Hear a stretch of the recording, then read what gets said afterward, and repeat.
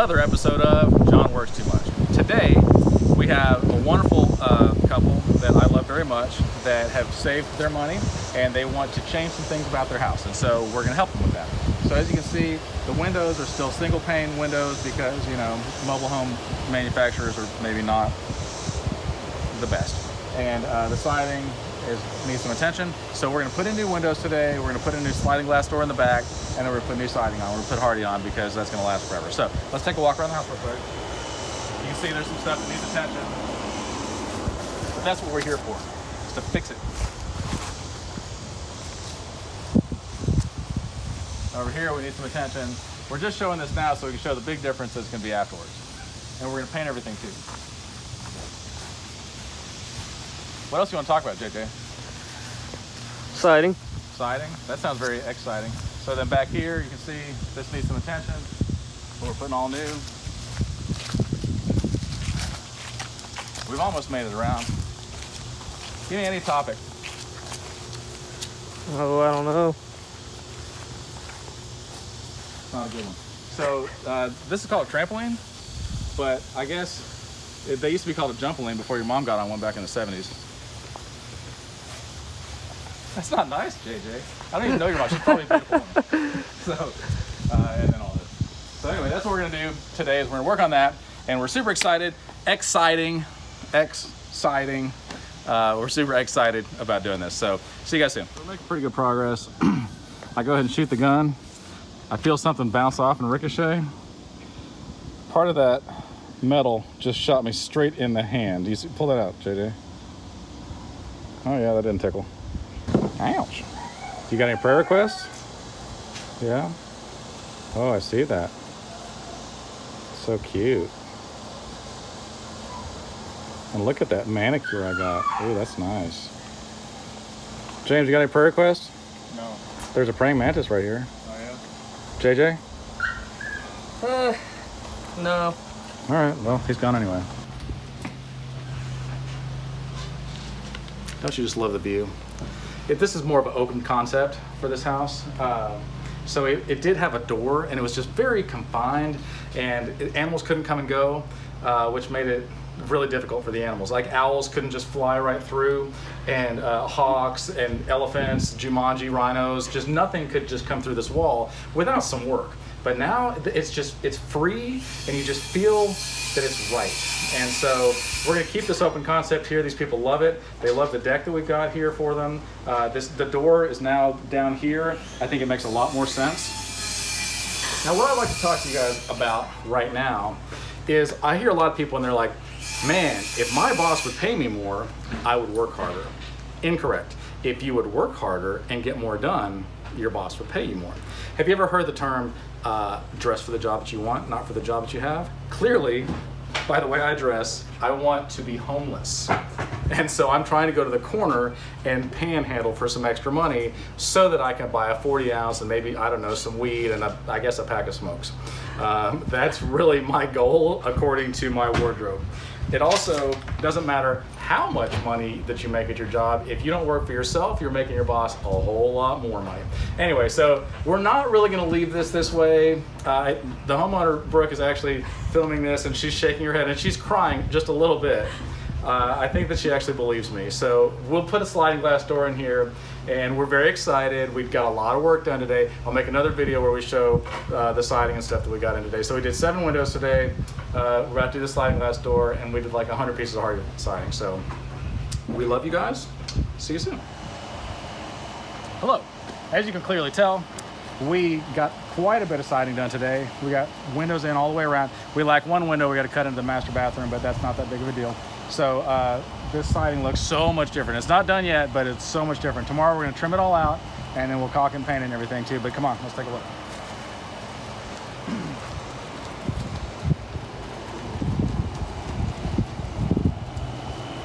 Huge, huge difference.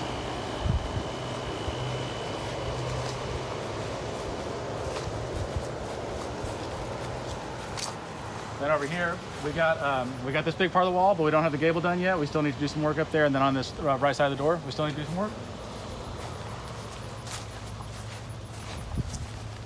By the way, you know you're supposed to get a tetanus shot every 10 years.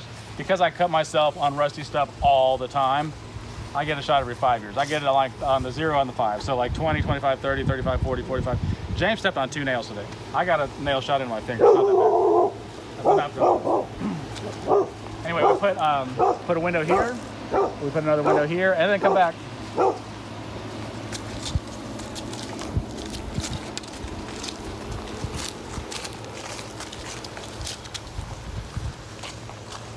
As I mentioned earlier, Jumanji is happening this year. It's 2020, and Jumanji is happening. And rhinos came stampeding right through the front door, and they burst through this back area and just like plowed over this stuff. They went that way. Don't look over there. But there's a trail of destruction that these Jumanji rhinos left. But we've already fixed it because that's what we do. I'll put that away. It's too much rock for right now. Come on.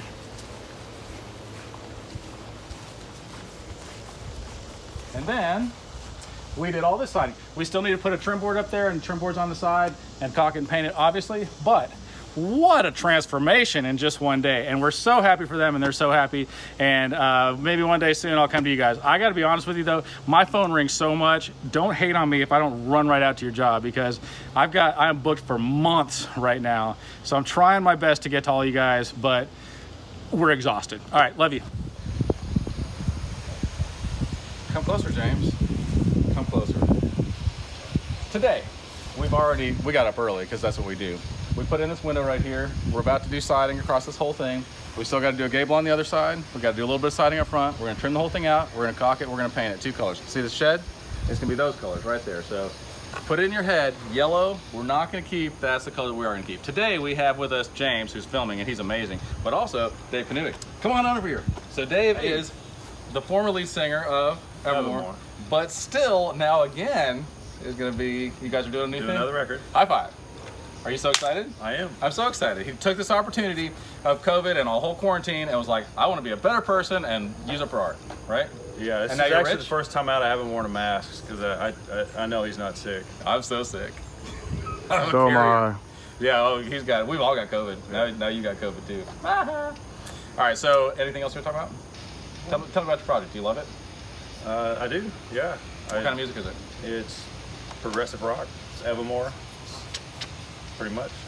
You guys were on the radio a lot too, right? We were. Look at that. Oh. Rockstar's working. All right, we're gonna go work. So James thinks he's funny, and sometimes a little dyslexic. I'm like, hey man, I need a board that's 62 1/4. And he brings me back a board, and it's 60 inches. And I'm like, I said 62 1/4. And he goes, well, the last one was 60, so I thought you meant 62. And I'm like, and the quarter? And he pulls out 25-cent piece and hands it to me. I'm like, James. Yeah. So, as the prophecy foretold, we've got the siding up, and somebody painted this all red and then painted all the trim. And I don't know who painted all the red. Dude, I caught you red-handed. You literally caught me red-handed. Okay, I did it. I'm the one that did it. I'm not gonna lie. I don't want to brag, but I did make a girl cry earlier today, and that just warms my heart.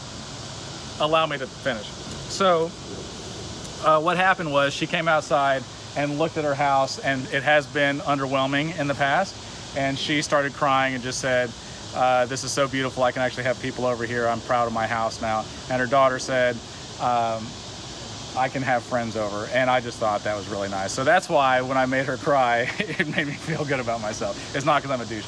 Anyway, so that's that. We're gonna do a little bit more touch-up stuff, but the sun's still up, and then we'll be done with this one, so that wraps this one up, and I love you guys very much. Hello, and welcome to yet another episode of John Works Too Much. All right, so first of all, I just want to say that it's Monday morning, and I got up a little bit late because we were filming till 3:30 in the morning last night, and the night before, that I was out till 2 in the morning, so I'm kind of a little bit tired. And we were filming a show, a short film. I just want to say everybody on that set, all the cast, all the crew was wonderful people. Like, I was like, these are gonna be friends for life. I love them, they're professional, they do a great job, they're fun, they're easy to be around, they're not prima donnas. It was really a great experience, and I had a good time on it. I was talking to a friend of mine, I'm not gonna mention any names, let's call her Alyssa Jones, this morning, and she said, oh, what are you doing? Or what was the film about? I'm like, it was about human trafficking. She goes, oh, I love it. And I'm like, look, I don't know how to tell you this, but this is against human trafficking. It's not pro human trafficking. And I guess there's a misunderstanding. So I guess you've got a different opinion about human trafficking than I do. I'm sorry. So today we are going to take out these two windows and we're going to put in a French door. And a French door, if you don't know, is just like a regular door, except for when you walk up to it, it says "oui oui." That's how it works. Okay. That's not true. All right, so what do you want to talk about, Kenny? I want to talk about the fact that in a war, everybody thinks they're right. The people on one side think they're right, the people on the other side think they're right. They're like, oh, look at those horrible people. And you're like, you do the exact same thing. You're attacking people that do the exact same thing as you do. Yeah. And, you know, in a war, that's like a global thing. That's like a country against a country or whatever, a part of a country against another part of a country. But it's the same thing with small arguments, with petty arguments. Like, I think I'm right, and you think you're right, and we just can't come to agreement, so we're going to get violent, start hurting each other until it escalates into something bad. You guys know what I'm saying? Yeah, so would you say that, you know, everybody's probably born with their own ideologies and that in different parts of the world, in different cultures, ideologies just flat out do not get along with other ideologies? I would say that that's part of it. I think that most conflict in life comes from the fact that somebody's hungry, somebody's tired, or somebody has to poop. Yeah. And they just don't know how to deal with it, and they have too much pride to just say, look, I'm sorry, or I forgive you, and I'm going to absorb. So okay. Let's say that I say something mean to you, right? Right. Your initial response is going to be, say something mean back to me. Probably a little bit worse. Be like, that hurt, and this is how it feels, right? Well, then maybe it escalates, and I decide I'm going to punch you. And you're like, oh, yeah, well, I'm going to punch you twice. Well, then you beat me up real bad, and I'm like, oh, yeah, well, I can't beat you up, but I'm going to go get my brother. And then we both come, and we both beat you up. And you're like, oh, yeah, well, I'm going to get me and my cousins or whatever, and then you're going to beat us up. And this escalates until finally you got World War III. Because at no point, once it started, can anybody go, this feels like it's enough, right? Until somebody on one side or the other absorbs the blow and doesn't strike back and says, I forgive you, and I'm sorry for what I did, and I'm just going to settle down, and I'm going to take the next hit, and that's that. And then you can have peace. That sounds a lot like how you get over generational curses and stuff like that too. It really is. So let's talk about generational curses. In the Bible it says that if you disobey the Lord, he will curse you down to the third and fourth generation. That means that, and you see this a lot, right? You see a child that was abused sexually or physically, and they grow up and they abuse their children sexually or physically. And that's horrible, right? You see parents that smoke and they have kids that smoke. You have parents that are drug addicts or they drink a lot, and then they have kids that, you know, these problems just pass themselves down, and the kids don't know any different. And, you know, you could say, well, whatever, but that's what they were born and bred into, right? So 3 or 4 generations down, unless we stop that, unless we stand in the gap and we say, I recognize these patterns, and I recognize that I am susceptible to these patterns, that I have an inclination towards doing this thing, and it's wrong, and I'm not going to do it anymore. And I will stop against the flow, and I will do whatever in the world I need to do to not be that person. I'm going to be different, and from here on, it changes. Because the other part of that is it says that the Lord will curse you down to the 3rd and 4th generation, but then it says, but he who does my will, I will bless them down to the 1,000th generation. 1,000 generations down, which I'm pretty sure at this point is going to be like, well, it's 1 generation because the world's about to end. But nevertheless, good lesson in life is to absorb the blow, forgive people, and stop those generational curses and love people, which is easier said than done. But anyway, we're gonna take these windows out, put in a French door. It should be a pretty short episode, probably a pretty short day. I'm hoping to like get some rest. And yeah. Kenny got rest yesterday. What was that like? It was weird. I felt bad. It was like what do they call that? Stockholm syndrome, right? Like where you're so used to like suffering and working hard all the time. Once you find a moment of comfort and rest and relaxation, you're like, this is weird. I can't be like this. I've got to do something. Back to the battle. Yeah, back to the battle. And here we are. And we're right. You're wrong. The end. All right. All right. Love you too. Hello there. So as you can see, we've taken these 2 windows out, and I just want you guys to know that I want to be remembered for my generosity. So we've got this pile of brick here that we're willing to give away for free. Or we can do 7 easy payments of $999.98. We can also deliver this brick and these broken windows right here. By the way, this is a one-time only offer. You can have these windows for $5,000 a piece, or we can deliver them for free. Anyways, so yeah, you can see these are high quality bricks. Broken in half, broken in thirds, broken in quarters, broken in 30 seconds and eighths, and then you know, Some pieces are even smaller than that. I'm pretty sure this mortar right here, you can break it right down into sand again. It's a fossil. And then put some acclimator in there. This is from the 2020. Yeah, so whenever you get this down to a fine powder, after we deliver it to you for free after 7 easy payments of $999,000. That's what I'm just saying. Easy for you to say, Kenny. Quite the salesman, sir. Then you can crush this into powder and reuse it for hair gel. So That makes sense. So everybody reach out. We just remember, I want to be remembered for my generosity. And so yeah, hit me up if you want some of this free stuff for 7 easy payments of $1 million a piece. At least you're consistent. Hey there. So as you can clearly tell, we've cut this hole out, we took the windows out, and now we are all about recycling. Kenny advertised at the last video, which was probably 12 minutes ago, that we were giving away this brick for free with the easy payments of it increased every single time, and the windows, and somebody already came and got them, and they paid us in full. It's like winning the lottery. Anyway, that's not important. So I realized that a lot of people don't know how to take nails out of boards. We recycle all the time, and that means that we reuse the same thing. We don't send it up to a recycle plant, we just like reuse it. So people don't know how to take the nails out of things, and I want to show you. So first of all, I see a lot of people hold a hammer like this. That's horrible. You don't get any leverage, right? You hold it down at the bottom, then you get some real leverage. But to take nails out, it's pretty simple, right? Those are sheetrock nails, so that's going to come out easy. That's easy, cheesy stuff. Go slower so people can see what's actually happening. Oh, sorry. You're, that head came off, so then go sideways and pull it out like that. And there you go. So there's, yeah, that happens a lot. So if you come sideways, a lot of times you can get it out. Looks like this one's gonna fight me, but it didn't. Okay, so if there's a longer nail, see how that's longer? You wanna get up on close on that? You wanna tap this side through, right? So that you can get to the other side. So check it. You up on it? You good?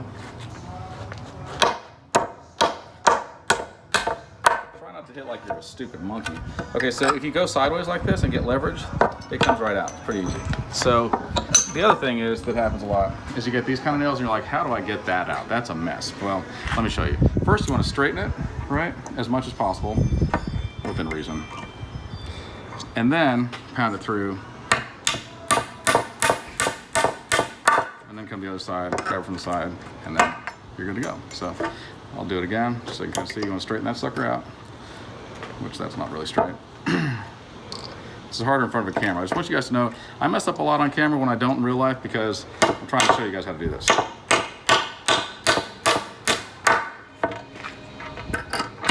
And that's that. Now I can reuse that board. So there's also a little garbage like this. And we're gonna have some, what are we having for lunch today, Kenny? We're having a large pepperoni pizza with some not Mountain Dew, what did I say, root beer. Well, that's what Kenny wants you to think because he wants you to think we're unhealthy people. But the truth is we're gonna have a nice kale smoothie, and we're also gonna have some spinach salad, and it's gonna be very refreshing and filling. And we'll have diet water with that. Okay. That's not true. We're gonna be eating like pigs. Oh, hey there. So, you can probably tell that we took roughly no time at all. I don't know, what was it, Kenny? 27 minutes and 27 like minutes. 47 seconds, something like that. And some change. Keep the change, it's fine. We'll just call it 28 minutes. Anyway, we obviously took out the two windows, we took out the brick at the bottom, and we got everything cut out. We moved wiring as we needed to. We framed it back up. We put our French door in, and now, it works. It's beautiful. So we've trimmed this. We have to go get some more trim. We spray foamed it. So it's important when you put in a door or window that you insulate everything and then that you seal it up. So the spray foam is expanding foam. It's called great stuff. I call it mediocre stuff. I don't think it's that great. It's bad stuff if you get it on your clothes. It's not great if you get it on your hands, that's for sure. Then you got calluses on your calluses and then great stuff on it.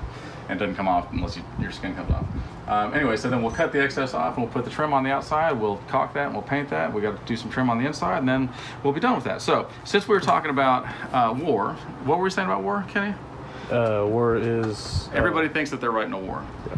And here's something else that I thought about. I've been thinking about this a lot too, is that God loves my worst enemy as much as he loves me.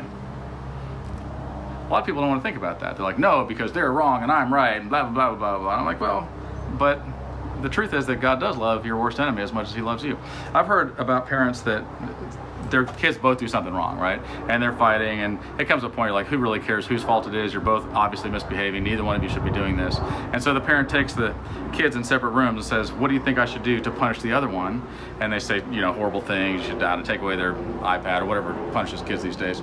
Spank them and knock their teeth out or hang them from toenails or whatever. And then they go to the other one, they say, and what do you think I should do to your brother or sister? And then they say all these horrible things, because kids are heartless. And then they go, okay, cool. Well, it turns out, and they bring them both out, that each one of you is going to get the punishment that the other one said, right? So if you said, I want them to be hurt real bad, then you're going to get hurt real bad. And if you say, I want them to be whatever.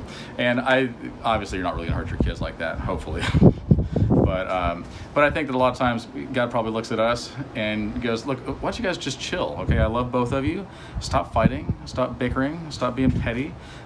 Focus on your similarities, not on your differences.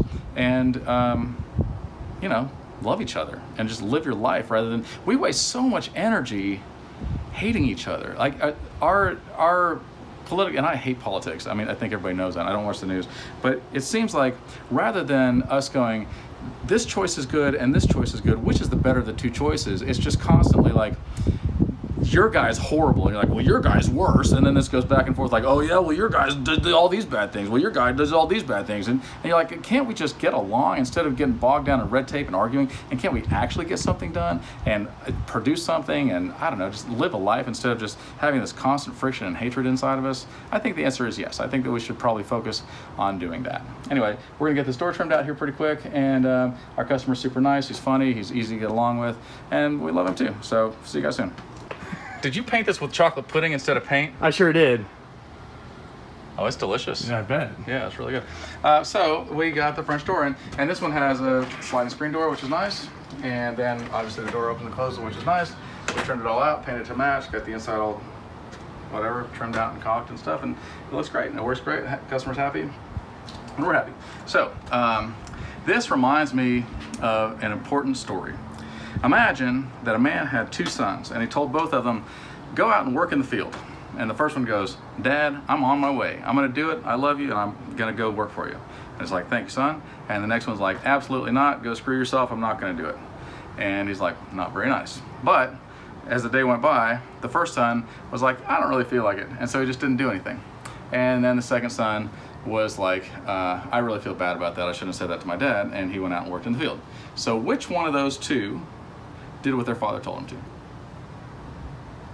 The second one? That's a tough one. Yeah, the second one, obviously. The second one did.